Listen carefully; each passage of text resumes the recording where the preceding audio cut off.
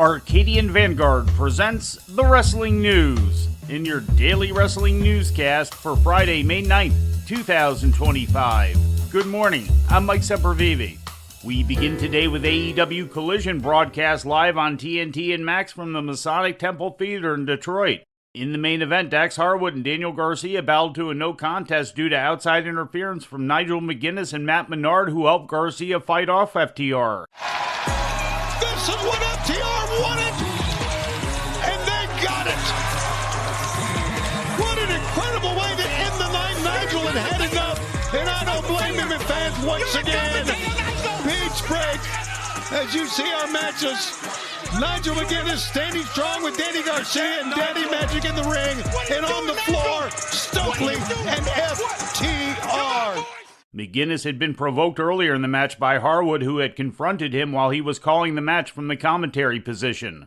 In the opening bout, Ricochet defeated Angelico. In a post-match angle, Ricochet confronted former wrestler Zach Gowen, who was seated at ringside. When Ricochet attacked a security officer, Gowen tried to intervene, but Ricochet stole his prosthetic leg. What did I tell you before about getting in the ring, Tony?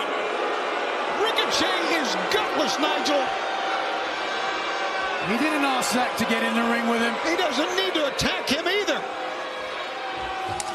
Oh, the spirit gun. Oh, God, he hurt his leg as he...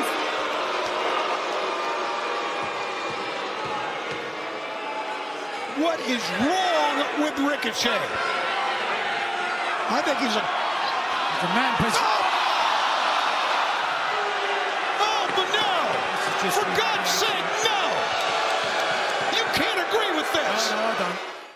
Later in the show, it was announced that Gowen would be returning to the ring to face Ricochet on next week's Beach Break edition of Dynamite. In an 8-man tag team match, Kyle Fletcher, Lance Archer, and Roppongi Vice defeated Bandito, AR Fox, and the Outrunners. Also on the show, Chris Statlander defeated Willow Nightingale after Nightingale was attacked by Marina Shafir after the referee was distracted by the Death Riders. In other results, Josh Alexander and Konosuke Takeshita defeated Evil Uno and Alex Reynolds. Speedball Mike Bailey beat Dralistico. Anthony Bowens topped Lee Johnson, and the Gates of Agony brawled with the Learning Tree during an in-ring promo segment. In ratings news, Wednesday's edition of AEW Dynamite drew an audience of 629,000 at TBS, according to WrestleNomics. That duplicates the viewership for last week's episode. The 18 to 49-year-old demographic rating was also a .16 for the second week in a row. Tuesday's edition of NXT drew an audience of 652,000 to the CW, according to Programming Insider. That's down from last week's audience of 674,000.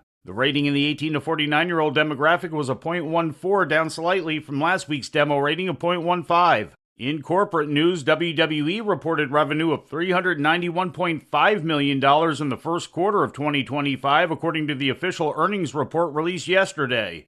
Its parent company, TKO, reported revenue of $1.269 billion, including $359.7 million from the UFC and $476.3 million from its sports marketing brand IMG. Net income was $165.5 million.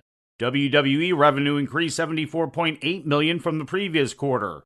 TNA Wrestling presented Impact last night on Access TV and TNA Plus, featuring matches taped on May 1st at the Brent Event Center in Irvine, California. In the main event, Steve Maclin defeated Eric Young in a dog collar match to retain the TNA International title. The show opened with a promo from NXT's Trick Williams, who was interrupted and attacked by TNA World Champion Joe Hendry.